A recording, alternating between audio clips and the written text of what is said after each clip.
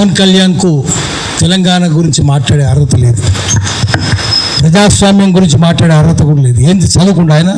Cinema వాళ్ళు ఎవడు చదువుకోడు, సినిమాలు ఎవడు ఉంటాడు? చదువు లేనోడు, శీలం లేనోడు, సంస్కారం లేనోడు, తాగుబోతులు, వాగుబోతులు, వదురుబోతులు, తిరుగుబోతులు వాళ్ళే కదా. సినిమాలు ఒక మంచి సినిమా, దేశభక్తి సినిమా ఒకటి తీసినరా? ఒక్కటి చెప్పండి. అన్ని బూత్ సినిమాలే కదా. అట్లాంటి వాడు ఏం మాట్లాడుతున్నాడు? వాడిని ఉప ముఖ్యమంత్రి చేయడమే తప్పు. ముఖ్యమంత్రి కూడా అట్లాంటి వాడే. ఇప్పుడు ఎన్టీ రామారావు బొమ్మ పెడుతుండ్రు. ముఖ్యమంత్రి ఎవరు? ఎన్టీ రామారావు మీద దాడి చేసి ఎన్టీ రామారావు చెప్పులతో కొట్టినోడు కదా, వీళ్ళే కదా. ఎన్టీ రామారావు చావు కారణమైనోడే కదా. అతను మళ్ళీ ఎన్టీ రామారావు బొమ్మ పెట్టుకుని తిరుగుతున్నాడు. నువ్వెవరు? నీకేమైనా తెలుసా? పత్రికా స్వాతంత్రం నువ్వు ఇచ్చినవా? నువ్వు ఎట్లా అరెస్ట్ చేస్తావు? నాగేశ్వరరావుని అరెస్ట్ చేసే అర్హత ఉందా? గలివర్ యాత్రలో బ్రాబ్డింగ్ నాక్స్ ఉంటారు, పెద్దగా ఉంటారు, ఆకాశం ఎత్తు, టవరింగ్ పర్సనాలిటీస్. లిలీపుటియన్స్ ఉంటారు, చిన్నగా అంగుళం అంత ఉంటారు. నాగేశ్వరరావు బ్రాబ్డింగ్ నాగైతే పవన్ కళ్యాణ్ లిలీపుటియన్. ఎక్కడరా నువ్వు? ఆయన ఎక్కడ? అరే ఖాళీ గోటికి సరిపోవు. ఆయన గురించి మాట్లాడతావా? నువ్వు అరెస్ట్ చేస్తావా? తెలుసా నీకేమన్నా? చదువు ఉందా, శీలం ఉందా, సంస్కారం? నువ్వు మాట్లాడతావు నాగేశ్వరరావు గురించి? ఆయన నాగేశ్వరరావు చాలా సంస్కారవంతంగా మాట్లాడతాడు. రిఫైన్ టాక్ అనేది, పిచ్చి పిచ్చి మాటలు మాట్లాడాడు ఆయన. ఆర్టికల్ 19(1)A మాకు వాక్ స్వాతంత్రం ఇచ్చింది. దాని కింద మనం ఎవరైనా విమర్శిస్తాం. శ్రీశ్రీ ఏం చెప్పిండు? మేము ప్రైవేట్ జీవితాలు మేము సొంతం, పబ్లిక్గా ఉంటే ఏమైనా అంటాం. నువ్వు రాజకీయాలు ఉంటే అంటాం, నువ్వు సినిమాలు ఉంటే అనం. సినిమాలు ఉంటే నువ్వు ఏంది, ఎంతమందిని 5 పెళ్లి చేసుకున్నావు? నీ భార్య కూడా విదేశేస్త్రాలే కదా. నువ్వు ఆమెనేమో ఇటాలియన్ అంటావు, నువ్వేమో మళ్ళీ విదేశేస్త్రాలే చేసుకుంటాడు. బీజేపీలో అదే కదా. మరి 5 పెళ్లి చేసుకుంటే సిగ్గు శరం ఉందా నీకు? నువ్వు మాట్లాడతావా సంస్కారం గురించి? నువ్వు రోజు ఒక పార్టీ మారుస్తావు. గద్దరున్నాక గద్దర్ని ఎట్లా మోసం చేసిండు? చెగువేరా బొమ్మ పెట్టుకొని నేను కమ్యూనిస్ట్ అనేది చెప్పి గద్దరు నమ్మించి తీసుకొని పోయిండు, ఇంటికి తీసుకుపోయిండు, దండం పెట్టిండు, మొత్తం షర్టు ఎక్కడ చూసినా చెగువేరా బొమ్మలు. ఇప్పుడు ఎవరు బొమ్మలు పెట్టుకుంటుండు? రోజుకో పార్టీ. ఎక్కడ జిదర్ హరి ఉదర్ చరి, ఎక్కడ పచ్చకుంటే పసులు అక్కడ మేస్తాయి. నువ్వు పశువే కదా. ఎక్కడ ఏ కొమ్మ మీద పండు ఉంటే ఆ కొమ్మ మీద దూకుతాయి కోతులు. నువ్వు కోతివే కదా. నువ్వు చెప్తావా? రోజుకో పార్టీ మార్చుకోనివి, రంగులు మార్చుకోనివి నువ్వు చెప్తావా? ఇప్పుడు గద్దర్ గురించి చెప్తావు. గద్దర్ మోసం చేయలేడు, చెగువేర బొమ్మలు పెట్టుకోలేడు. పెట్టుకొని ఇప్పుడు ఏం చేస్తున్నాడు? ఎన్టీ రామారావు బొమ్మలు పెట్టుకుంటున్నాడు, రోజుకో కథ పడుతున్నాడు, చంద్రబాబు బొమ్మలు పెట్టుకుంటున్నావు. మరి మనం ఏమనాలంటే, మేము ఉన్నది ఉన్నట్టు చెప్తే 2-4 గంటలు జైలు నోలు తెరుస్తాయి, గుండాలు విసురుతారు అన్నాడు. నాగేశ్వరరావు ఏం చెప్తున్నాడు? ఆయన పాపం అమాయకంగా 2-4 గంటలు అంటే నేను జైలు పెడతామంటున్నాడు, అరెస్ట్ చేస్తామంటున్నాడు. ఇంత దౌర్జన్యం ఎందుకు? అందుకని మనం ఏం చెప్పాలంటే, తెలంగాణ వచ్చినాక తెలంగాణలో తెలంగాణ రాజ్యం ఉందా? ఇప్పుడు మీడియా వాళ్ళు ఉన్నారు, మీడియా వాళ్ళకి అక్రెడిటేషన్ ఉందా? ఎవరికి ఉన్నది? మొత్తం శాటిలైట్ ఛానల్ అంటారు. శాటిలైట్ ఛానల్ అన్నీ ఆంధ్రలే కదా. ఒక V6 టీ న్యూస్ తప్ప అన్నీ ఆంధ్రలే. మరి ఆంధ్రలకే అక్రెడిటేషన్లు ఉన్నాయి. ఇప్పుడు అక్రెడిటేషన్ పాలసీ చూసుకుందాం, మొత్తం ఆంధ్రలకే. సోయిందా? వాడు ఎవడు కమిషనరు? సోయి లేదు. మంత్రి ఎవడు? వాడిని సోయి లేదు. ముఖ్యమంత్రికి అసలే సోయి లేదు. తెలంగాణ వచ్చినాక కూడా ఇక్కడ ప్రెస్ క్లబ్లో మాట్లాడదాము, అక్రెడిటేషన్లన్నీ ఆంధ్రలకే వస్తున్నాయి, తెలంగాణలోకి లేదు. శాటిలైట్ ఛానల్ తెలంగాణ లేవు. అన్ని వాళ్ళే. సోషల్ మీడియాకి ఇస్తున్నారా? ఇస్తలేరు కదా. కేబుల్ ఛానల్కి ఇస్తున్నారా? ఇస్తలేరు కదా. మరి ఎవరికి ఇస్తున్నారు? ఎంత అన్యాయం ఏంది? పోనీ ఛానళ్ళల్లో అక్కడక్కడ తెలుగు ఎన్టీవీలో ఒక్కటే అమ్మాయి ఉంది, తెలంగాణ అమ్మాయి. ఆ అమ్మాయికి అక్రెడిటేషన్ లేదు. మళ్ళీ అంతా వాళ్ళే. జూబ్లీస్ అంతా ఆంధ్రలో కదా. జూబ్లీ సొసైటీ అంతా వాళ్ళే. హౌసింగ్ సొసైటీ, జూబ్లీస్ క్లబ్, ఫిల్మేర్స్ హౌసింగ్ సొసైటీ, ఫిల్మేర్ క్లబ్ మొత్తం ఆంధ్రలో కూడా ఒకటే కులం. రామనేని, సామినేని, కామినేని, ననపనేని, వాళ్ళమనేని, దేవినేని, కేతినేని ఒకటే కులం వాళ్ళు. మీరు ఆ వాసన, కమ్మ వాసన మురుక చూసుకుంటూ పోతే జూబ్లీస్ వచ్చేస్తుంది. అంత అన్యాయంగా ఉంటాయి. You can smell your way to jubilees. అంత అన్యాయంగా ఇప్పుడు తెలంగాణ వచ్చినాక కూడా రాజ్యాంగానికి ఉన్న 4 అంగాలు ఆంధ్రుల చేతుల్లో ఉన్నాయి. ఇంకా ఆ అసెంబ్లీ, నేను చంద్రబాబు శిష్యుని అంటున్నాడు ముఖ్యమంత్రి. ఎమ్మెల్యే అంటే మొత్తం లెజిస్లేచర్ వాళ్ళ చేతులు ఉంది, మంత్రులంతా వాళ్ళే. అదే తుమ్మల నాగేశ్వరరావు, అదే అంతా వాళ్ళే. అది జ్యుడిషియరీ మళ్ళీ వాళ్ళే ఉన్నారు. జ్యుడిషియరీ నిండా ఆందోళన ఉన్నారు ఇప్పటికీ. ఎగ్జిక్యూటివ్ అంతా మళ్ళీ వాళ్ళే కదా. అదే నవీన్ మిత్తల్, అదే జయేష్ రంజన్, ఆఫీసర్ అంతా వాళ్ళే. సీఎం ఆఫీస్ నిండా వాళ్ళే ఉన్నారు, ఆందోళన ఉన్నారు. అది ఉంది. మీడియా అంతా వాళ్ళ చేతుల్లో ఉంది. 4 అంగాలు, రాజ్యాంగానికి సంబంధించిన 4 అంగాలు ఇంకా ఆంధ్ర చేతుల్లో ఉన్నాయి. తెలంగాణకు రాలేదు, వచ్చే అవకాశాలు కనిపిస్తలేవు. మాట్లాడితే జొన్నడు లేదు. పోలీసులు చూడండి, ఇంత మొత్తం ఇంటెలిజెన్స్ వాళ్ళు బయట. ఎందుకు ఇంత ఇంటెలిజెన్స్ ఎందుకున్నది ఇక్కడ? అందుకనే మనం ఏం చేయాలంటే గట్టిగా పోరాటాలు చేయాలి. ఇప్పుడు తెలంగాణ వచ్చినాక ఎవరైనా తెలంగాణ, కొండా లక్ష్మణ్ బాపూజీ లేకుండా తెలంగాణ వచ్చిందా? సంగమరెడ్డి సత్యనారాయణ గారు లేకుండా తెలంగాణ వచ్చిందా? గద్దర్ లేకుండా వచ్చిందా? విమలక్క లేకుండా వచ్చిందా? వీళ్ళ పేర్లు ఏమైనా చెప్తుండా? కేసీఆర్ చెప్పలే, వీళ్ళు చెప్తలేరు. ఆఖరికి బాలనాగమ్మ కథల బాలవదిరాజు పోయి పులిని చంపుతాడు. పేరుగాడి పోయి నేనే చంపినంటాడు. వాడు ముఖ్యమంత్రి అవుతుంది. పేరుగాడే ముఖ్యమంత్రి. అసలు ఎవరు కదా, అప్పుడైనా ఇప్పుడైనా అదే పరిస్థితుంది. వీళ్ళకైతే అసలే తెలియదు ఎవరేందో. అందుకని మళ్ళీ మనం ప్రజల్ని ఏకం చేయాలి, అందరిని ఏకం చేయాలి. తెలంగాణ రాలే, మనం కోరుకున్న తెలంగాణ రాలే, ప్రజాస్వామిక తెలంగాణ రాలే, సామాజిక తెలంగాణ రాలే. దొంగలే మళ్ళీ ఆంధ్ర దొంగల చేతుల్లో ఇక్కడ ఉంది. ఇది ఉంది కాబట్టి మళ్ళీ మనం చేయాలి. చేసి పోరాటాలు చేసి మళ్ళీ తెలంగాణ చేయాలి. ఇప్పుడు ఆంధ్ర ఇట్లా వచ్చంటే పవన్ కళ్యాణ్ లాంటి వాడిని ఆ తెలంగాణ రాకుండా చేయాలి. హైదరాబాద్లో అడుగు పెట్టకుండా చేయాలి. చంద్రబాబు నాయుడు కూడా పెట్టదు, పవన్ కళ్యాణ్ కూడా పెట్టదు. ఎట్లా పెడతావు రాను అనాలి. విగ్రహాలన్నీ ఆంధ్రలోనా? గద్దర్ విగ్రహం పెట్టిస్తలేరు. హైదరాబాద్, ఖమ్మం, కరీంనగర్లో గజ్జల స్వామి అంటే ఆయన 7 రోజుల విగ్రహం చేసిండు.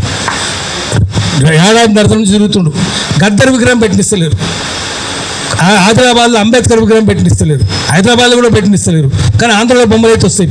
రోషయ్య అడ్డుకున్న రోషయ్య విగ్రహం ఉంటుంది. ఎస్పీ బాలసుబ్రహ్మణ్యం వాడు ఏం పాటలు పాడి అన్ని బూతు పాటలే. నీ అదనం మీద మందారా అని, నడుము మీద వడ్డానా అని, ఇటువంటి బూతు పాటలు పాడినాడు. బాగా పెడతారు. చివరికి ఎన్టీఆర్ కూడా పెడుతుంది. రేపు చంద్రబాబు కూడా పెడతారు, లోకేష్ కూడా పెడతారు, పవన్ కళ్యాణ్ కూడా పెడతారు విగ్రహాలు ఇక్కడ. కానీ తెలంగాణలో మాత్రం పెట్టినారు. అందుకని మనం అందరం ఏకం కాకపోతే, మనందరం సోయిలో పడకపోతే, మనం మెదడులో సోయి ఉండాలి, మన చేతిలో రాయి ఉండాలి. అప్పుడే వాళ్ళకి బుద్ధి వస్తుంది. వాడు లూటు చేస్తూనే ఉండు, మనం లాఠీ లేపాలి. దానికోసం అందరం ఏకం చేద్దాము. ఏకం చేసి ప్రజలను చైతన్యం చేద్దాం. దాన్ని సోషల్ మీడియానే వాడుకుందాం. సోషల్ మీడియా, అన్సోషల్ మీడియా మనకు వద్దు, అవి వద్దు మనకు. సోషల్ మీడియాని వాడుకొని ప్రజలను చైతన్యవంతం చేద్దాం. వాడు మనం తిరుగుతుంటే వాళ్ళంతా వాళ్ళ చెంచాలే ఉన్నదంతా. పృథ్వీరాజు మాట్లాడుతూ వాడు బూతు మాట్లాడుతున్నాడంటే వాళ్ళ చెంచాలే. అందుకని మన సోషల్ మీడియాని డెవలప్ చేసుకుందాం. మన ప్రజల్ని చైతన్యవంతం చేద్దాం. మళ్ళీ ప్రజల తెలంగాణ, ప్రజాస్వామిక తెలంగాణ, సామాజిక తెలంగాణ నిర్మించుకోవడానికి కృషి చేద్దాం. నమస్కారం. జై తెలంగాణ. ఈరోజు ప్రొఫెసర్ నాగేశ్వర్ గారి పైన ఆంధ్ర పెత్తందారి వర్గాలు, పెట్టుబడిదారి వర్గాలు, పాలక వర్గాలు కలిసి వారిని చాలా నీచంగా సోషల్ మీడియాలో, అదేవిధంగా బయట అనేక రకాలుగా వారిని కించపరిచేటువంటి ప్రయత్నం చేస్తూ ఉన్నారు. దానిని తెలంగాణ పౌర సమాజం తరపున మేము తీవ్రంగా ఖండిస్తూ ఉన్నాం. ప్రొఫెసర్ నాగేశ్వర్ గారు మాట్లాడినటువంటి మాటలు ఏంటి అనేటువంటి ఒకసారి మనం మాట్లాడుకుంటే 2 మాటలు. ఆ మాటలు మరి ఒక ప్రొఫెసర్ మాట్లాడిన మాటలు ఈరోజు ఆంధ్రప్రదేశ్ రాష్ట్ర రాజకీయాల్లో షేక్ చేస్తున్నాయంటే 100% ప్రొఫెసర్ నాగేశ్వర్ గారు మాట్లాడిన మాటలు 100% నిజం అనేది మనందరం కూడా గ్రహించాలి. నిజం లేకపోతే నిప్పు రాదు. అందుకే ఆ నిజం అనేది బలంగా ఉన్నది కాబట్టి ఆ కూటమి ప్రభుత్వం యొక్క పునాదులు కదులుతున్నాయని చెప్పేసి చాలా స్పష్టంగా మనకు అర్థమవుతుంది. వారు ఏమన్నారు? వైఎస్ఆర్సీపీ భారతీయ జనతా పార్టీకి దీర్ఘకాలిక మిత్రుడు చంద్రబాబు నాయుడు అనేటువంటి వ్యక్తి, టీడీపీ అనేటువంటి పార్టీ ఇన్స్టంట్ పార్టీ. అంటే గత కొంతకాలంగా మనం చూసినట్లయితే, రాజకీయాలు విశ్లేషించినట్లయితే, ఆంధ్రప్రదేశ్ సంబంధించినటువంటి వైఎస్ఆర్సీపీ అధికారంలో ఉన్నప్పుడు మీరు గ్రహించండి, అన్కండిషనల్గా బీజేపీ కేంద్ర ప్రభుత్వానికి సహకరించింది అనే మాట వాస్తవం. అదే సమయంలో అదే కేంద్ర ప్రభుత్వానికి వ్యతిరేకంగా పనిచేసింది టీడీపీ, చంద్రబాబు నాయుడు. వీళ్ళందరినీ కూడా అక్కడ వైఎస్ఆర్సీపీ కేవలం ఒకే ఒక అంశంతో ఎన్డీఏ ప్రభుత్వంలో, ఎన్డీఏ కూటమిలో వైఎస్ఆర్సీపీ కలవనని చెప్పింది. కాబట్టి ఇక్కడ ఆల్టర్నేటివ్గా పవన్ కళ్యాణ్ వ్యక్తి టీడీపీని ఎన్డీఏ కూటమికి దగ్గర చేయడం జరిగింది. సో ఇదంతా గమనించినట్లయితే జనరల్గా అది సోర్స్ అవసరం లేదు, ఏ అవసరం లేదు. విశ్లేషణ చేస్తే, రాజకీయ విశ్లేషణ ఎవరికైనా అర్థమయ్యేది ఏంటి అంటే చాలా స్పష్టంగా జగన్మోహన్ రెడ్డి వైఎస్ఆర్సీపీ బీజేపీ కేంద్ర ప్రభుత్వానికి దగ్గర, టీడీపీ చంద్రబాబు నాయుడు బీజేపీకి దూరం అనేటువంటి విషయం నమ్మరనే విషయం అందరూ కూడా తెలుసు. కేవలం రాజకీయ ప్రయోజనాల గురించి తాత్కాలికమైనటువంటి కూటమి నడుస్తుంది అనేది చాలా స్పష్టంగా మనకైతే అర్థమవుతా ఉంది.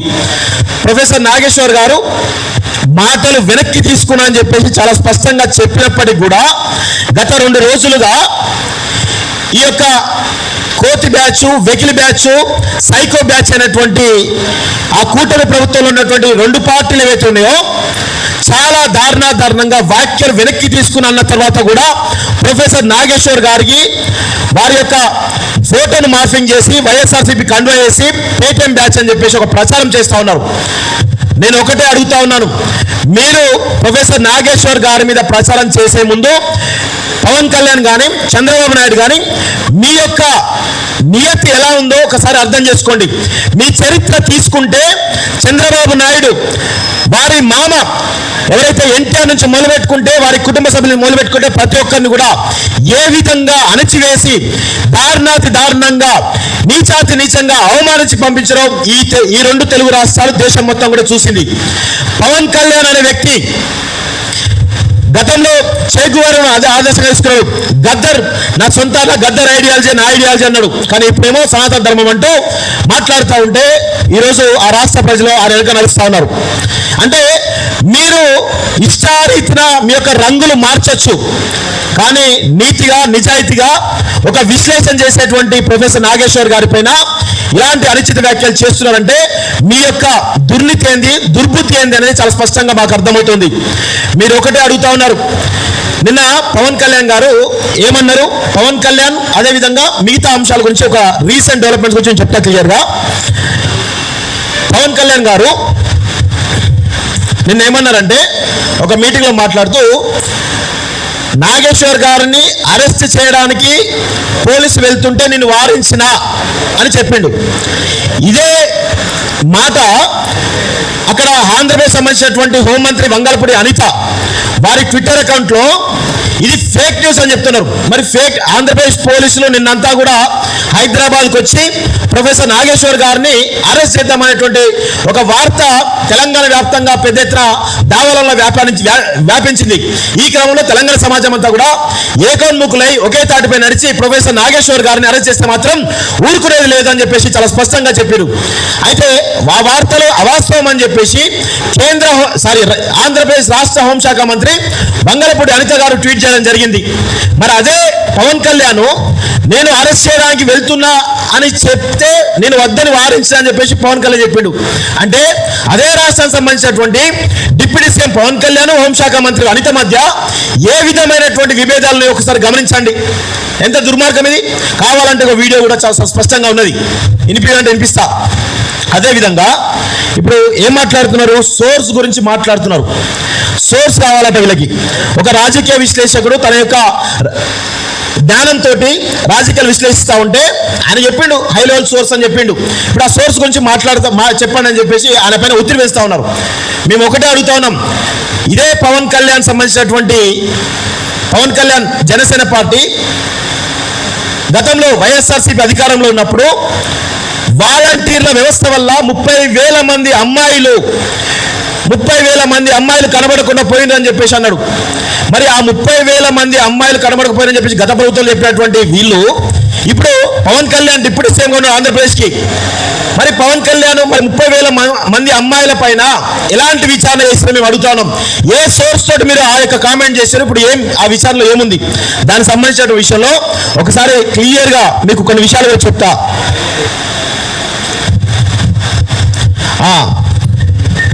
చూడండి ఒకసారి. రాష్ట్రంలో హ్యూమన్ ట్రాఫికింగ్ జరుగుతుంది. 30,000 మంది యువతులు కనిపించకుండా పోయారని పవన్ కళ్యాణ్, చంద్రబాబు దుష్ప్రచారాలు చేశారు గతంలో. దానికి సంబంధించిన అప్డేట్ వీళ్ళ ప్రభుత్వం వచ్చిన తర్వాత హోంశాఖ అసెంబ్లీలో ఇచ్చిన రాతపూర్వక సమాధానం ప్రకారం వైఎస్ఆర్సీపీ హయాంలో 46 మంది మహిళలు మాత్రమే హ్యూమన్ ట్రాఫిక్ గురవగా 34 కేసులు రిజిస్టర్ అని చెప్పేసి ఈ ప్రభుత్వం వచ్చిన తర్వాత తేల్చినటువంటి లెక్క. నేను ఒకటే అడుగుతాను పవన్ కళ్యాణ్ గారిని, మీరు ఏ సోర్స్ ఆధారంగా మాట్లాడారు? మీరు మాట్లాడిన తప్ప రైట్ అనేది మీరే డిసైడ్ చేశారు. ఒకటి. రెండోది, వీళ్ళు తిరుమల లడ్డుపై ప్రచారం చేశారు. ఏమని? తిరుమల లడ్డూలో కల్తీ అవుతా ఉందని చెప్పేసి ప్రచారం చేశారు. ప్రచారం చేస్తే ఇక్కడ అసలు అనుమానిత నెయ్యి ట్యాంకర్లు ప్రసాదం తయారీలో వాడలేదని వెనక్కి తిప్పి పంపినట్లు స్వయంగా టీటీడీ జేఈఓ శ్యామలారావు మీడియా ముఖంగా చెప్పిండు. అదేవిధంగా సుప్రీంకోర్టు చంద్రబాబు నాయుడు చివాట్లు పెట్టింది. ఎందుకు ప్రజల్ని డైవర్ట్ చేసే విధంగా మీరు ఎందుకు దుష్ప్రచారం చేస్తారని చెప్పేసి సీఎం హోదాలో ఉన్నటువంటి చంద్రబాబు నాయుడు సుప్రీంకోర్టు చివాట్లు పెట్టిన విషయం చూస్తున్నాం. ఇలాంటివి అనేకమైనటువంటి దుష్ప్రచారాలు మీరు చేశారు కదా, మీ హయాంలో చేశారు. మీ గతంలో వైఎస్ఆర్సీపీ హయాంలో ఉన్నప్పుడు మీరు దుష్ప్రచారం చేశారు. ఇప్పుడు వచ్చిన తర్వాత అవన్నీ కూడా అవాస్తవాలని చెప్పేసి మళ్ళీ మీ ప్రభుత్వంలో తెలిసారు. మీరు ఏ సోర్స్ ఆధారంగా విమర్శలు చేసిరో చెప్పగలిగే దమ్ముందా? అదేవిధంగా మీ పైన ఎన్ని కేసులు పెట్టాలి? మీ పైన ఆయన అన్న మాట వాస్తవం, 100% వాస్తవం. ఆ మాటలను బేస్ చేసుకొని మీరు ప్రొఫెసర్ నాగేశ్వర్ గారి పైన కేసులు పెడతా ఉన్నారు. ఎన్ని గుండెలు ఉండాలి మీకు? ఒక తెలంగాణ సంబంధించినటువంటి ప్రొఫెసర్ నాగేశ్వర్ పైన మీరు కేసులు పెట్టి అరెస్ట్ చేసేటువంటి దమ్ముందాన్ని అడుగుతున్నాం. రండి ఒక్కసారి ప్రొఫెసర్ నాగేశ్వర్ గారి పైన చేయండి, ఒక్కసారి ఆయన పట్టుకుపోయే ప్రయత్నం చేయండి. మొత్తం మీ యొక్క పునాదులు కలితే బిడ్డ గుర్తుపెట్టుకోండి, మీ పునాదులు కలితే మీ యొక్క ఆర్థిక మూలాలు కలితే విషయాన్ని గుర్తుపెట్టుకోండి. మేము ఈ సందర్భంగా ఈ యొక్క రౌండ్ టేబుల్ సమావేశం నుంచి ఒక పిలుపునిస్తా ఉన్నాం. ఈ చంద్రబాబు నాయుడు కూటమి ప్రభుత్వం ఏదైతే దుర్మార్గాలు చేస్తా ఉందో, మేము ఆంధ్రప్రదేశ్ సమస్య గురించి మాట్లాడలేదు, మా తెలంగాణ సంబంధించినటువంటి అనేక విషయాలపైన వెంకట్రామరెడ్డి నుంచి మొదలు పెట్టుకుంటే ప్రొఫెసర్ నాగేశ్వర్ వారు కావచ్చు, లేకపోతే ఈ హైదరాబాద్ సంబంధించిన రాజధాని విషయంలో కావచ్చు, అనేక దుష్ప్రచారాలు చేస్తున్నటువంటి ఎవరైతే ఉన్నారో మేము ఒకటే ఇక్కడ కాల్ చేస్తా ఉన్నాం. బాయ్కాట్ హెరిటేజ్ ప్రోడక్ట్స్ అనేటువంటి ఒక నినాదాన్ని, ఒక కాల్ని మేము తీసుకునే ప్రయత్నం ఖచ్చితంగా చేస్తామని కూడా చెప్తా ఉన్నాం. ఎందుకంటే తెలంగాణ అస్తిత్వం పైన, తెలంగాణ ఆత్మగౌరవం పైన ఏ ఒక్క చిన్న కించిత్తు అవమానం జరిగినా, ఎవరికైనా ఇబ్బంది కలిగినా కానీ ఖచ్చితంగా తెలంగాణ రాష్ట్రం తిరగబడుతుంది, తెలంగాణ సమాజం తిరగబడుతుంది, తెలంగాణ పౌర సమాజం ఖచ్చితంగా తిరగబడి కొట్లాడుతున్న విషయంలో మేము స్పష్టంగా చెప్తా ఉన్నాం. ప్రొఫెసర్ నాగేశ్వర్ గారు రౌండ్ టేబుల్ సమావేశం రావడం జరిగింది. వారికి ఈ రౌండ్ టేబుల్ పక్షాన స్వాగతం తెలియజేస్తా ఉన్నాం. సార్కి అందరూ దయచేసి మనందరం కూడా ధైర్యం ఇవ్వాల్సినటువంటి సమయం ఆసన్నమైంది. ఈ సందర్భంగా మరొకసారి చెప్తా ఉన్నాం, మీరు ఇలాంటి చిల్లర మల్లర పనులు ప్రచారాలు మానకపోతే ఖచ్చితంగా హైదరాబాద్లో, ఈ తెలంగాణ రాష్ట్రంలో మీ యొక్క ఆర్థిక మూలాలున్నాయి. మేము ఇక్కడి నుంచి కాల్ చేస్తున్నాం. బాయ్కాట్ హెరిటేజ్ ప్రోడక్ట్స్ అని చెప్పేసి ఖచ్చితంగా మేము కాల్ ఇస్తూ ఉన్నాం. ఇక్కడితోటి మీరు ఆపకపోతే రేపటి రోజున ఈ హెరిటేజ్ ఏదైతే ఉందో ఇప్పుడు బాయ్కాట్ ఉన్నాం, భవిష్యత్తులో పరిణామాలు తీవ్రంగా ఉంటాయని చెప్పేసి కూడా హెచ్చరికలు జారీ చేస్తా ఉన్నాం. ఇది ఇక్కడితో ఆగదు. ఎందుకంటే తెలంగాణ అస్తిత్వం పైన, తెలంగాణ ఆత్మగౌరవం పైన మీరు ఇంకా కూడా మీ పెత్తనం చెలాయిస్తాం, మీ యొక్క దౌర్జన్యం చెలాయిస్తామంటే తెలంగాణ సమాజం ఊరుకోదు. ఖచ్చితంగా తెలంగాణ ఉద్యమం ఏ విధంగా అయితే ఉవ్వెత్తలేసిందో అదే ఉద్యమం మళ్ళీ మొదలు పెడితే మీరు ఇక్కడ ఉండరు అనే విషయాన్ని మరొకసారి స్పష్టంగా తెలియజేస్తూ నాకు అవకాశం ఇచ్చినటువంటి ఇక వాస్తవంగా మేము ఈ రౌండ్ టేబుల్ సమావేశం కూడా నాన్ పొలిటికల్ గా పెట్టదలుచుకున్నాం. ఎవరికి కూడా సంబంధాలు ఇక్కడ ఏ పొలిటికల్ పార్టీ కూడా సంబంధాలు పెట్టదలుచుకున్నాం.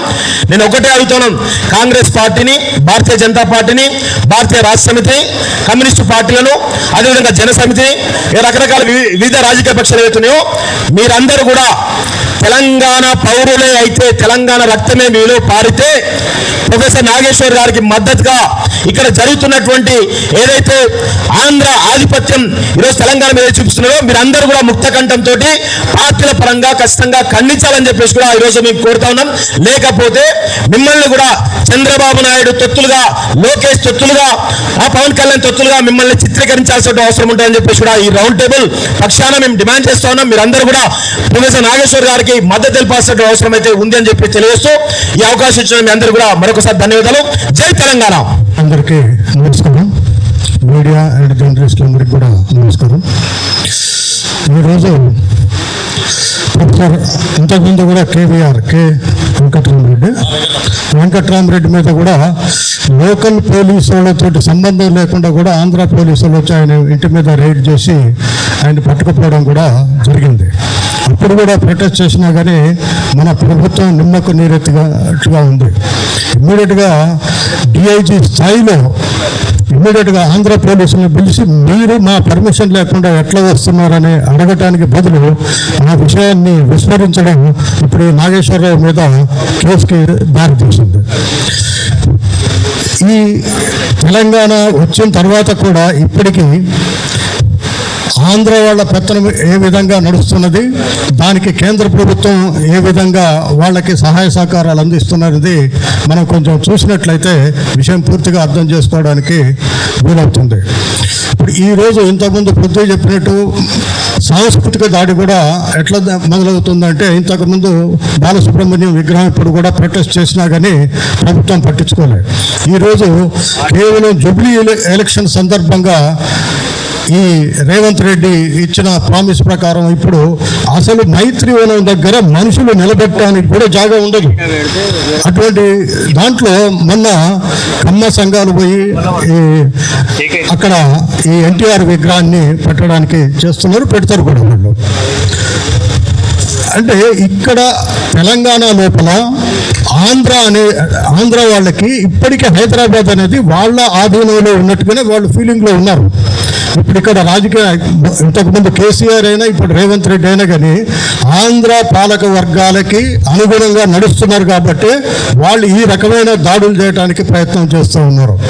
ఇంకోటి ఏంటంటే, ముఖ్యంగా ఈ మధ్యన మనకు మోడీ ఆలోచన విధానం తెలుసు, ఏది తెలంగాణ మీద.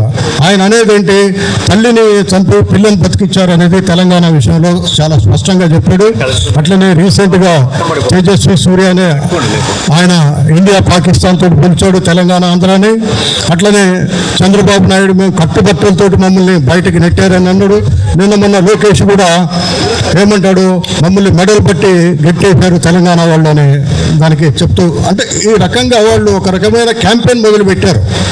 అంతేకాకుండా ఈ పవన్ కళ్యాణ్ అతను తెలంగాణ వచ్చినందుకు నేను 11 రోజులు అన్నం తినలేదని చెప్పాడు. అది బహిరంగంగా కూడా పేపర్లలో వచ్చింది. అంటే మొన్న అక్కడ కొబ్బరి చెట్లు ఎండిపోతే కూడా తెలంగాణ ప్రజల దృష్టి తగిలి అక్కడ ఎండిపోతున్నట్టు కూడా ఆయన ఆ రకంగా మాట్లాడాడు. అంటే వీళ్ళందరూ కూడా తెలంగాణకి బాహటంగా వ్యతిరేకంగా పనిచేస్తూ ఉన్నారు. ముఖ్యంగా ఏంటంటే, ఇప్పుడు కేంద్ర ప్రభుత్వంలో ఉన్న బీజేపీ తోటి తెలుగుదేశం కుమ్ముక్కై ఇక్కడ అంబేద్కర్ 1952లో చెప్పిన 2వ రాజధానిని దాన్ని ఆసరాగా చేసుకొని, అప్పుడు అంబేద్కర్ చెప్పిన పరిస్థితులు వేరు, ఈ రోజు ఉన్న పరిస్థితులు వేరు, బేరీజ్ చేసుకోకుండా అంబేద్కర్ చెప్పాడు కాబట్టి ఈ తెలంగాణ హైదరాబాద్ని 2వ క్యాపిటల్ చేయాలనే ఆలోచనతో ఈ ఆంధ్ర వాళ్ళు ఈ రకంగా చేస్తున్నారు. ఇప్పుడు ఈ చంద్రబాబు నాయుడు కానీ, లేదా జగన్ కానీ, లేదా పవన్ కళ్యాణ్ కానీ వీళ్ళు పూర్తిగా బీజేపీ అదుపులో ఉన్నారు. బీజేపీ కూడా ఇక్కడ దీన్ని 2వ క్యాపిటల్ అనే పేరు మీద దీన్ని యూటీ చేసి వాళ్ళ ఆధీనంలో పెట్టుకోవాలనే ప్రయత్నం ఇక్కడ జరుగుతుంది. దానికి రేవంత్ రెడ్డి కూడా ఎట్లా సహకరిస్తున్నాడంటే, ఇప్పుడు RRR అనే దాన్ని ముందు తీసుకొచ్చాడు. RRR ఎక్కడి నుంచి వచ్చేసింది, ఆల్మోస్ట్ ఆల్ 1/4 ఆఫ్ ది ఈ ఏరియా ఇన్ని ఆల్మోస్ట్ ఆల్ 24 మున్సిపాలిటీస్, 3 కార్పొరేషన్, మొత్తం 27 కార్పొరేషన్ కలిపి RRR చేసి ఈ RRRని ఈ యూటీ చేసి వాళ్ళ ఆధీనంలో చేసుకుంటే తప్ప ఆంధ్ర వాళ్ళకి కానీ, మనకు రీసెంట్గా మార్వాడి ఉద్యమం కూడా జరిగింది. ఈ మార్వాడి వాళ్ళు అందరూ కూడా ఈ అమిత్ షాని కలిసి మీరు ఇక్కడ యూటీ చేసినట్లయితేనే మాకు రక్షణ ఉంటుంది, లేకపోతే తెలంగాణ ప్రభుత్వంలో మాకు రక్షణ లేదనే దాన్ని కూడా రిప్రజెంట్ చేయడం జరిగింది. అంటే ఈ రకంగా తెలంగాణ మీద ఇటు కేంద్ర ప్రభుత్వం కానీ, ఆంధ్ర ప్రభుత్వం కానీ చేస్తున్న కుట్రల్ని తిప్పికొట్టే సామర్థ్యం ఇక్కడ ఉన్న రాజకీయ పార్టీలకు లేదు. అది బీఆర్ఎస్ కావచ్చు, బీజేపీ కావచ్చు, లేదా కాంగ్రెస్ కావచ్చు. ఇది కేవలం ప్రజా ఉద్యమాల ద్వారానే ఎట్లయితే తెలంగాణను సాధించడమో, ఈ పార్టీలకు వ్యతిరేకంగా బీజేపీ అండ్ తెలుగుదేశానికి వ్యతిరేకంగా ప్రజా ఉద్యమాల ద్వారానే హైదరాబాద్ను రక్షించుకుంటే మాత్రమే తెలంగాణ రక్షించబడుతుంది. తెలంగాణలో ఉన్న సమస్యల్ని మనం పరిష్కరించుకోవడానికి అవకాశం ఉంటుంది.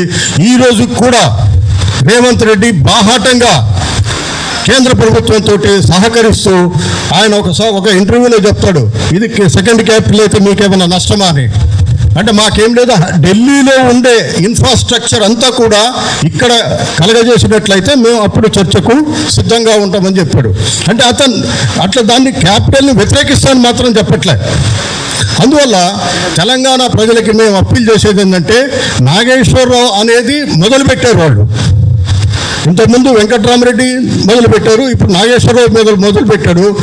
రేపు రేవంత్ రెడ్డి కనీసం దీన్ని ఖండించడానికి కూడా ముందుకు రాకపోవడం, రాజకీయ పార్టీలు ముందుకు రాకపోవడం కూడా దేని సూచిస్తుందంటే కేవలం ఆంధ్ర పార్టీ పాలక వర్గాల అదుపులోనే ఇక్కడ ఉన్న రాజకీయ నాయకులు మాత్రం వాళ్ళ అదుపులో ఉండడం మాత్రం నేను ఖచ్చితంగా చెప్పగలను.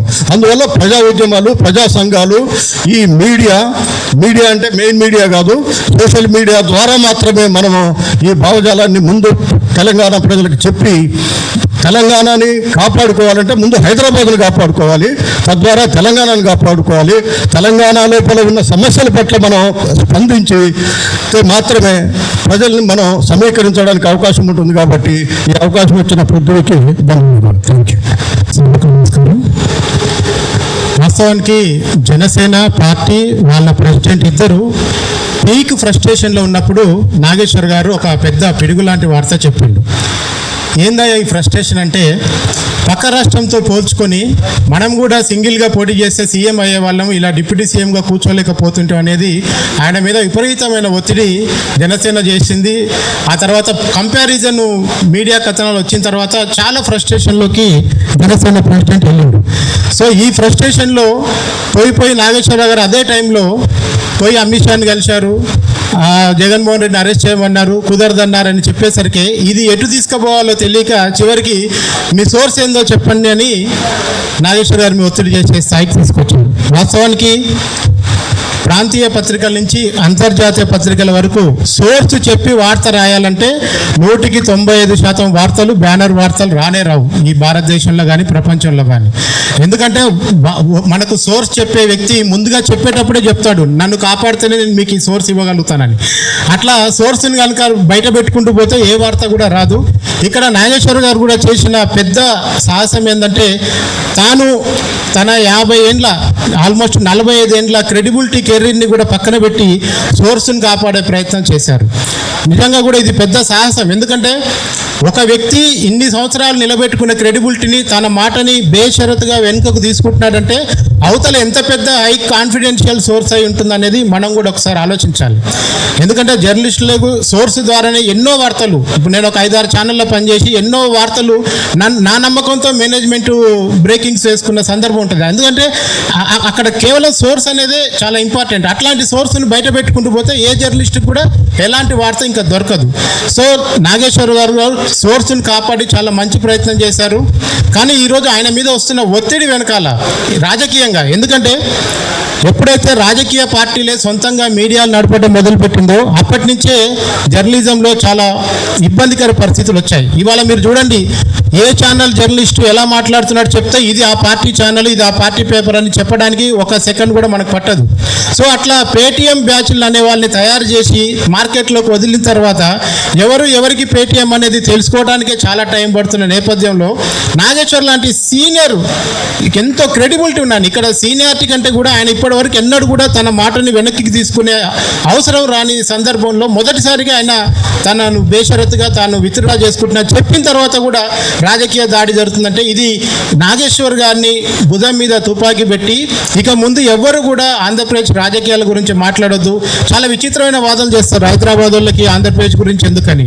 ఇందాక మన పెద్దలందరూ అడిగినట్టు వాళ్ళందరికీ ఇక్కడ ఏం పని అని అడిగటం మొదలు పెడితే ఏమవుతారు, అది పెద్ద ఇది కాదు. అందుకనే మీడియాలో ఎప్పుడైతే ఈ పొలిటికల్ పార్టీల యొక్క ఆధిపత్యం మొదలుపెట్టి పొలిటికల్ పార్టీలే ఓనర్లుగా మీడియా ఓనర్లు అయినప్పటి నుంచి మనం కూడా కొంతమందిని చూస్తున్నాం.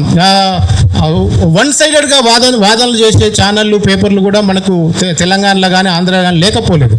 సో అందుకనే ఈరోజు ఉన్నట్టు నిజం మాట్లాడితే అగ్ని పరీక్షకు నిలబడాల్సి వస్తుంది అనేది నాగేశ్వర్ గారి ఉదయంతో చూస్తే అర్థమవుతుంది. వాస్తవాన్ని చెప్తే అంగీకరించలేని పరిస్థితిలో రాజకీయ పార్టీలు ఉన్నాయి. ఎందుకంటే నేను కూడా రెగ్యులర్గా సర్వేలు చేస్తుంటాను. జూబ్లీ హిల్స్లో కాంగ్రెస్ గెలుస్తుందని చెప్తే బీఆర్ఎస్ వాళ్ళు ఫోన్ చేసి అన్న ఎంత తీసుకున్నావు అని అడుగుతారు. లేదు బీఆర్ఎస్ గెలుస్తుందని చెప్తే కాంగ్రెస్ వాళ్ళు ఎంత ఇచ్చారు అని అడుగుతారు.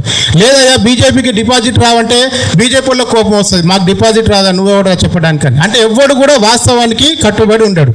అల్టిమేట్గా మనం చెప్పిందే జరుగుతుంది. మనం చెప్పిన డిపాజిట్ పోతుంది, మనం చెప్పిన పార్టీ గెలుస్తుంది. కానీ రాజకీయ పార్టీలకు ఆ ఓపిక సహనం లేదు, నిజాన్ని జీర్ణించుకునే శక్తి అంతకన్నా లేదు. సో ఇలాంటి పరిస్థితుల్లో మనం మాట్లాడుకుంటూ ఉంటే నాగేశ్వర్ కాంచి నారాయణ వరకు కింది వరకు మన వరకు కూడా వస్తుంది, అది లోకల్ కంట్రిబ్యూటర్ వరకు కూడా వస్తుంది. సో ఖచ్చితంగా ఇది మాట్లాడాల్సిందే.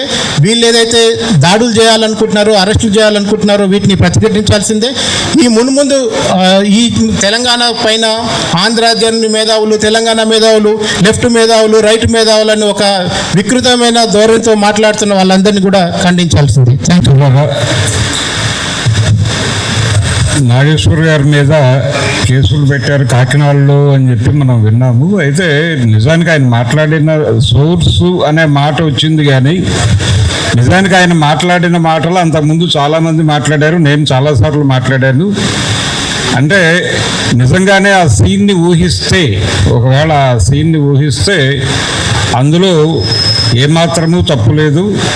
వాళ్ళు జగన్మోహన్ రెడ్డి లేకపోతే అరెస్టు గురించి అడిగితే ఆయన మాకు దీర్ఘకాలిక మిత్రుడు, అలాంటి వాడు ఒకడు ఉండాలి అంటే భారతీయ జనతా పార్టీది 2 తలుపుల సిద్ధాంతం. వాళ్ళు ఫ్రంట్ డోర్లో ఉన్నవాడిని మేనేజ్ చేయడానికి, బ్యాలెన్స్ చేయడానికి బ్యాక్ డోర్లో ఒకరిని నిల్చోబెట్టడం అనేది ఒక ప్రోగ్రాం. అందులో భాగంగా చంద్రబాబు అనేటువంటి పేపర్ ఎగరకుండా జగన్మోహన్ రెడ్డి అనేటువంటి పేపర్ వెయిట్ వాళ్ళకి అవసరం. అందుకని అదే చెప్పాడు ఆయన, అదే చెప్పారని ఈయన చెప్పారు. అందులో ఏమాత్రము తప్పు లేదు, దానికి సారీ చెప్పాల్సినటువంటి అవసరం లేదు. రాజకీయ పరిశీలన చేస్తూ విశ్లేషణ చేసేటువంటి వాళ్ళు ఎవరైనా మాట్లాడేటువంటి మాటే. ఆ సోర్స్ అనేటువంటి ఒక్కదాన్ని పట్టుకుని హడావిడి చేస్తున్నారు. కానీ వాళ్ళ మీద నిజానికి కేసులు పెట్టడం అనే దాని దాకా పెడితే చంద్రబాబు నాయుడు గారి మీద, పవన్ కళ్యాణ్ మీద అనేక కేసులు పెట్టి ఉండాలి కదా. ఆయన తిరుమల లడ్డు కల్తీ అనే దాని దగ్గర ఆయన ఒక ప్రెస్ మీట్లో చాలా దారుణంగా మాట్లాడుతూ చంద్రబాబు నాయుడు గారు జగన్మోహన్ రెడ్డి ఏదో డబ్బుల కోసం ఈ పని చేశాడని నేను అనుకోవడం లేదు, ఈ కల్తీ నైవేద్యం దేవుడికి పెట్టడం ద్వారా దేవుడి మహిమలు తగ్గుతాయి, దేవుడి మహిమలు తగ్గితే హిందువులు అన్యాయం అయిపోతారు, హిందూ సమాజాన్ని నాశనం చేయడం కోసం ప్రసాదాన్ని కల్తీ చేశారన్న పద్ధతిలో ఆయన మాట్లాడాడు. ఇది ఉంది, ఇది వినొచ్చు ఎవరైనా సరే. పవన్ కళ్యాణ్ గారు ఆయన పక్కనే కూర్చుని ఉన్నాడు ఆ ప్రెస్ మీట్లో. అంటే ఆయన ఉద్దేశం ఏమిటి చాలా క్లియర్గా, అంటే జగన్మోహన్ రెడ్డి క్రైస్తవుడు కాబట్టి ఒక అడ్వాంటేజ్ తీసుకుని ఓవర్ యాక్షన్ చేశారు, అతిగా మాట్లాడారు. ఈ మాట్లాడటం అనే దాన్ని లోతుల్లోకి వెడితే ఆయన ఉద్దేశం ఏంటి, ఏం చెప్పదలుచుకున్నాడు ఆయన? ఈ దేశంలో రాజకీయ నిర్ణయాలు తీసుకునేటువంటి పదవుల్లోకి మైనారిటీలని తీసుకురాకండి అనేటువంటి ఒక సందేశాన్ని ఇవ్వదలుచుకున్నాడు చంద్రబాబు. దానికి పవన్ కళ్యాణ్ గారి మద్దతు.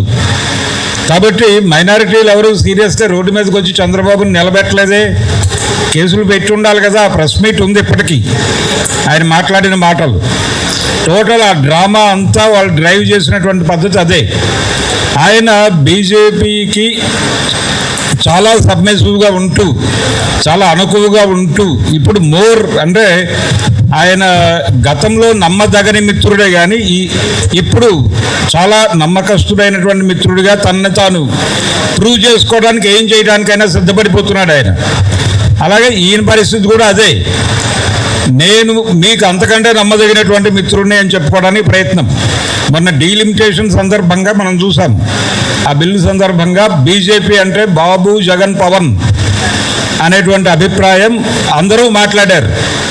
మరి అదే లెక్క కదా చెప్పింది. దీని మీద ఎందుకు వాళ్ళు భుజాలు తడుముకుంటున్నారు? నిజానికి డ్యామేజ్ ఏదైనా జరిగి ఉంటే అది జగన్ ఇంటిగ్రిటీకి ఇబ్బంది, కానీ ఆయన కూడా నవ్వుతూ వెళ్ళిపోయాడు. ఆయన ఫండ్ చేసాడని వీళ్ళు ఎలా మాట్లాడుతున్నారు అంటే కూటమిలో చిచ్చు అనే యాంగిల్లోకి తీసుకొచ్చి తెలుగుదేశం దీని మీద ఎక్కువ దాడి చేసే ప్రయత్నం చేస్తోంది, కానీ పొలిటికల్ డైలాగ్ లేదు వాళ్ళ దగ్గర.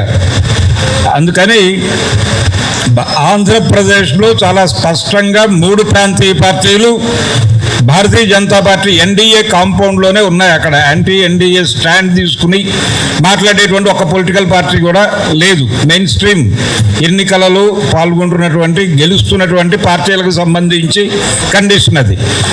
మొత్తం అన్ని పార్టీలని కెలికేసి తన కంట్రోల్లోకి తీసుకుని మొత్తం దేశంలో రాజకీయ వ్యవస్థనే గందరగోళపరుస్తున్నటువంటి భారతీయ జనతా పార్టీ కనుక ఈ పరిస్థితుల మీద వాళ్ళు ఎక్కడ ఎవరిని కావాలంటే వాళ్ళని ఏ పార్టీ నుంచి కావాలంటే ఆ పార్టీ నుంచి హైర్ చేసుకుని వాళ్ళతో కథ నడిపించాలి అనేటువంటి ఒక ప్రోగ్రాంలోకి వచ్చేసారు. ఎవరినైనా కొనొచ్చు అనే, ఎవరైనా సరుకే. మార్కెట్ ఎకానమీలో మనిషి సరుకుగా మారిపోతాడు కాబట్టి ఇక్కడ రాజకీయ నాయకులు కూడా సరుకులే, రాజకీయ పార్టీలు కూడా సరుకులే అనే పరిస్థితికి తీసుకెళ్ళిపోయి చాలా దుర్మార్గమైనటువంటి రాజకీయం నడుపుతున్నారు. కాబట్టి కేసులు పెడితే వాళ్ళ మీద పెట్టాలి అందరూ. ఆయన మీద, నాగేశ్వర్ గారి మీద కేసులు పెట్టడం ఏమిటి, లేకపోతే అరెస్ట్ చేయడానికి ప్రయత్నం చేయటం ఏమిటి? దీన్ని సీరియస్గా ఖండించాల్సినటువంటి అవసరం ఉంది, సీరియస్గా వ్యతిరేకించాల్సిన అవసరం ఉంది. ఈ ధోరణి అంటే ఒక నేరేటివ్, ఆల్రెడీ ఒక భయాన్ని క్రియేట్ చేశారు వీళ్ళు గతంలో. పోసాని కృష్ణమురళిని అరెస్ట్ చేసి తీసుకెళ్ళి ఒక 10 స్టేషన్లు తిప్పి ఆయనంతటా ఆయనే సరెండర్ అయిపోయే పరిస్థితి కల్పించారు. ఆ తర్వాత వర్మ గారిని అరెస్ట్ చేస్తారని పుకారు పుట్టించారు.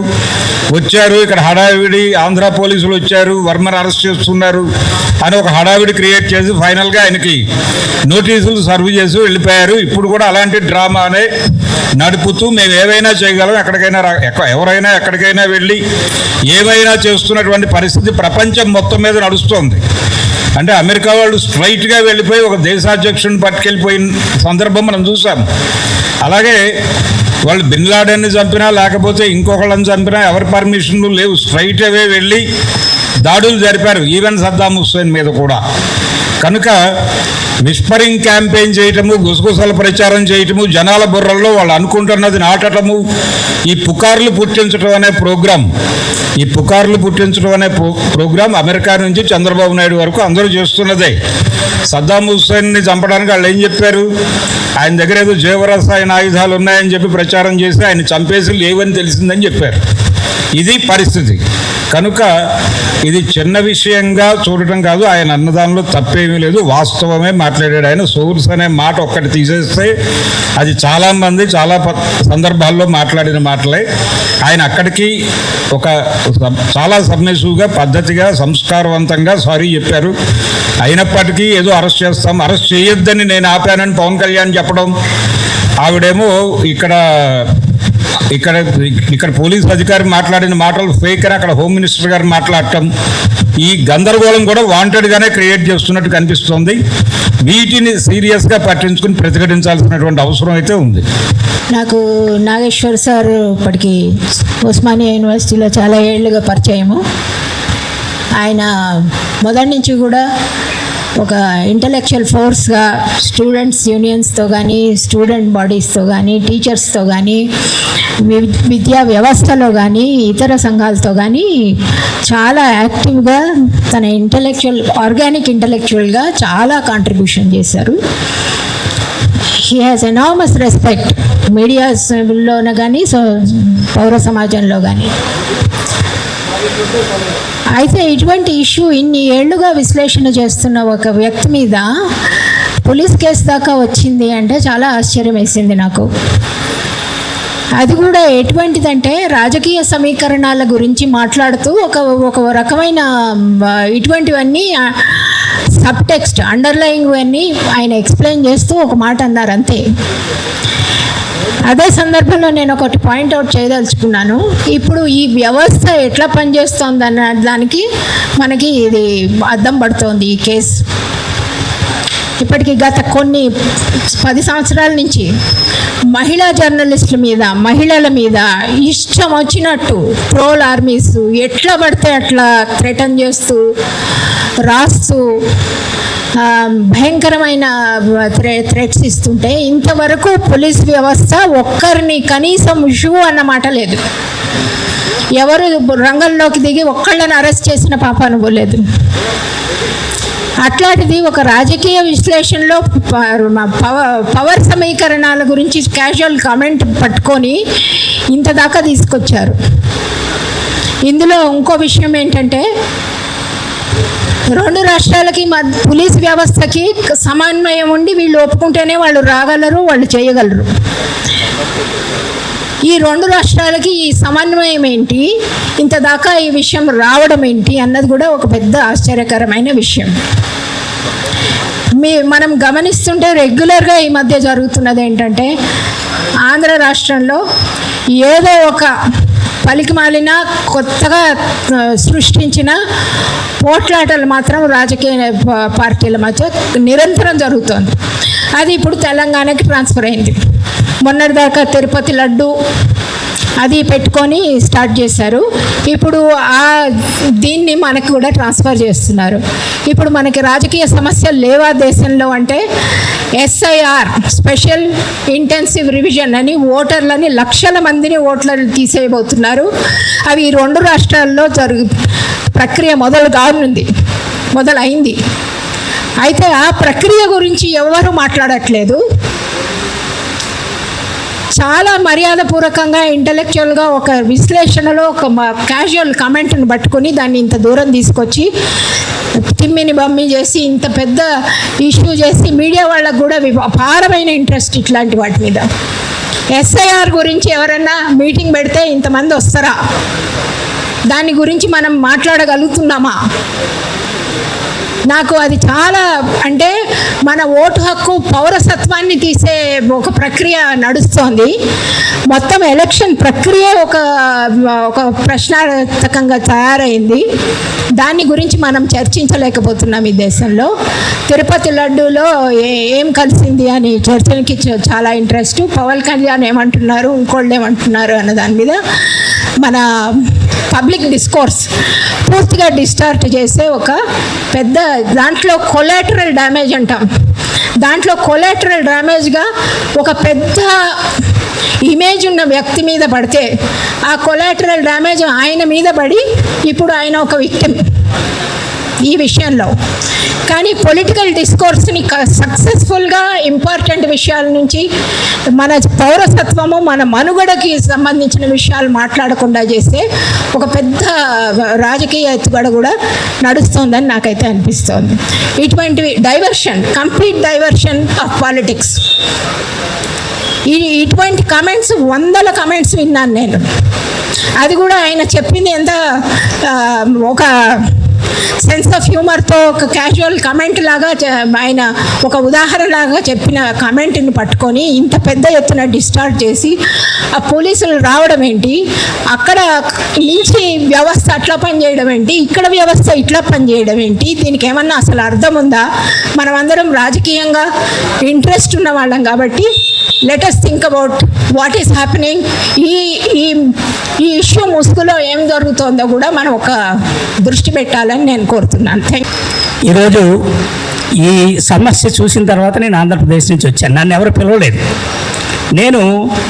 మీ అందరూ నాకు తెలుసు, నేను ఎవరికీ తెలియదు. హేమలక్ గారికి నేను ఎప్పటి నుంచో తెలుసు, ఆవిడ నాకు తెలుసు, నేను తెలియదు. భరద్వాజ్ గారిని చూస్తుంటాను, సోదరుని చూస్తుంటాను, మీ వీడియోలన్నీ ఫాలో అవుతుంటాను. ఇప్పుడు నాగేశ్వరరావు గారి గురించి నాకు ఇప్పటి నుంచో తెలుసు. నేను CPMలో పనిచేశాను ముందుగా. అప్పుడు చాలా క్లాసులకు కానీ ఇవన్నీ నాకు తెలుసు. అందరూ మేధావర్గం అంతా ఇక్కడ ఉంది. మీ అందరికంటే చిన్నవాడిగా నేను అంబేద్కర్ వాదిని. మీ అందరికీ జై భీమ్. ఈరోజు ఆయన అన్నాడో ఏమన్నాడో ఎలా చేశాడో అన్నాడే అనుకుందాం. ఆయన తన మాటని వెనక్కి తీసుకున్నాడు. నేను అనింటే నేను వెనక్కి తీసుకుంటా అన్నాడు. ఆయన పెద్ద మనసు అప్పుడే మనందరికీ తెలుసు. దీన్ని 2 ప్రభుత్వాలు బేషరతుగా వెనక్కి తీసుకోవాలి. అది నా వినపం. ఆయన మీద అరెస్టులు కానీ ఈ కేసులు కానీ ఇక్కడితో ముగించి పలకాలి. రెండవది, ఇప్పుడు మనం 1953 అక్టోబర్ వరకు కూడా మనం ఇక్కడ లేం, మద్రాసీలుగా ఉన్నాం. మద్రాసీలుగా ఉంటే పొట్టి శ్రీరాములు గారు త్యాగం చేసి ప్రాణత్యాగం చేస్తే మన ఆంధ్రప్రదేశ్ ఏర్పడింది. ఫస్ట్ కర్నూలులో రాజధాని పెట్టారు. తర్వాత ఆంధ్రప్రదేశ్ నేను చెప్పేది అదే సార్, మనందరం ఆంధ్రప్రదేశ్. అప్పుడు తెలంగాణ అంటలేదు, మనందరం అప్పుడు ఆంధ్రప్రదేశ్, మనకు కర్నూలు రాజధాని. మీరు అప్పుడు మనం అంతా, ఇప్పుడు మీరు ఎక్కడ వచ్చారు? మనం అంతా చెప్పింది సార్, తర్వాత కూడా చెప్తాను. తర్వాత 56 నవంబర్ 1వ తారీఖు వచ్చేదానికి తెలంగాణలో ఆంధ్రప్రదేశ్ రాజధానిగా వచ్చింది. వాస్తవమే కదా? 1956 నవంబర్ 1న ఆంధ్రప్రదేశ్ రాష్ట్ర రాజధాని హైదరాబాద్లోనే కదా పెట్టారు. అప్పుడు అయిపోతుంది.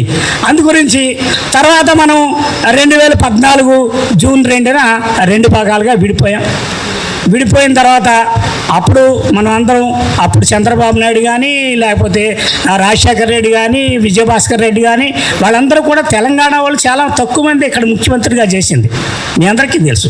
ఆంధ్రా నుంచి వచ్చిన వాళ్ళే, ఆంధ్రా నుంచి వచ్చి ఇక్కడ ముఖ్యమంత్రులు చేశారు. మన అందరం వాళ్ళందరినీ గౌరవించాం, స్వీకరించాం. ఇప్పుడు తెలంగాణ విడిపోయిన వెంటనే మనం బెద్దసూత్రం కాదు, అన్నదమ్ములమే. మేము మీ అందరికీ రిక్వెస్ట్ చేసేదంటే మేము ఆంధ్రప్రదేశ్లో తెలంగాణ గురించి ఎప్పుడూ కూడా మా వాళ్ళు కాదని ఎప్పుడు మీటింగ్లు పెట్టలేదు, నేను వినలేదు.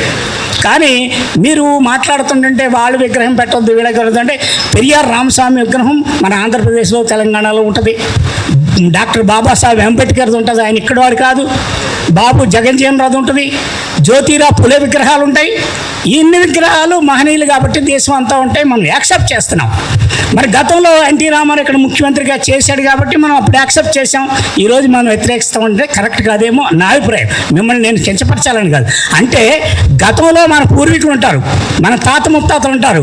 మన తాత ముత్తాతలు మనకి ఇవాళ స్వతంత్రం వచ్చింది, నేను కుటుంబం అయిపోయాను కాబట్టి వాళ్ళు అక్కర్లేదు, వాళ్ళ ఫోటోలు నా ఇంట్లో ఉండక్కర్లేదు, ఇప్పుడు నా ఫోటో నా తండ్రి ఫోటో ఉండాలి, మా తాత ఫోటో ఉండాలి అంటే అది కరెక్ట్ కాదేమో. ఆలోచించాలి విజ్ఞులేరు మీరంతా కాదు. ఈరోజు నేను మన ప్రొఫెసర్ గారి అభిమానిగా మీ అందరూ అభిప్రాయాలు తెలుసుకున్నాం, చాలా సంతోషం. వారికి సంపూర్ణమైన మద్దతు మీరు ఇచ్చినందుకు Republican party of India Ambedkar party తరఫున మీ అందరికీ కూడా ధన్యవాదాలు చెప్తూ ప్రొఫెసర్ నాగేశ్వర గారికి రిపబ్లికన్ పార్టీ సంపూర్ణ మద్దతు ప్రకటిస్తుందని తెలియజేస్తూ మనం అన్నదమ్ములుగా విడిపోయాం, అన్నదమ్ములుగా ఉందాం. ఇంత డిఫరెంట్గా మాట్లాడుకోవడం మంచిది కాదేమో నా సూచన. మీ అందరికీ ఈ అవకాశం ఇచ్చిన ధన్యవాదాలు.